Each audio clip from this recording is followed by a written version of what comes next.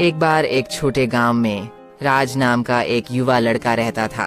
वह चित्रकारी के प्रति उत्साही था और उसका सपना एक प्रसिद्ध कलाकार बनने का था। वह प्रतिदिन घंटों स्केचिंग और पेंटिंग करता था, लेकिन उसका काम प्रभावशाली से कोसों दूर था। एक दिन राज ने एक प्रसिद्ध कलाकार पटेल जी के बारे में सुना, जो पास के ही एक शहर में रहते थे। सर्वश्रेष्ठ से सीखने की ठान कर उसने अपने साहस को इकट्ठा किया और श्री पटेल से मिलने के लिए निकल पड़ा। जब वह श्री पटेल के स्टूडियो में पहुंचा, उसने घबराहट में अपनी चित्रकारियां दिखाईं और मार्गदर्शन के लिए कहा। पटेल जी ने राजा के काम को ध्यान से जांचा। तुम्हारी चित्रकारी में गहराई, भावना और तकनीक की कमी है, लेकिन मुझे आपके जुनून और समर्पण दिखाई देता है। यदि आप सीखने को तैयार हैं, तो मैं आपको सिखाऊंगा।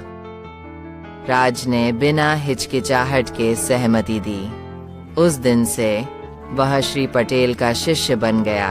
वह जल्दी उठा, थके बिना अभ्यास किया और मिस्टर पटेल द्वारा बांटे गए हर ज्ञान को समझा। हालांकि सफलता तुरंत नहीं मिली। राज को असंख्य असफलताओं और अस्वीकृतियों का सामना करना पड़ा। गैलरीज ने उसके काम को अस्वीकार कर दिया और आलोचकों ने उसे खारिज कर दिया। इन बाधाओं के बावजूद राज चित्रकारी करते रहे।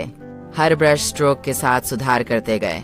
उसे मिस्टर पटेल के शब्द याद आए, सफलता एक यात्रा है, मंजिल नहीं।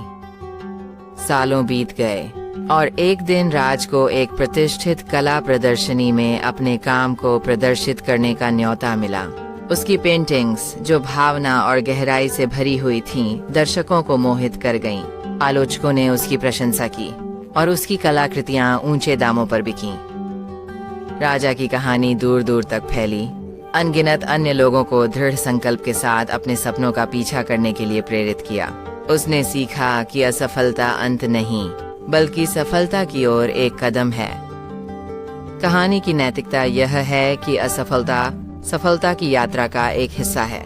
राजा की लगन और असफलताओं से सीखने की इच्छा ने अंततः उसे एक प्रसिद्ध कलाकार बनने के अपने सपने को साकार करने में मदद की।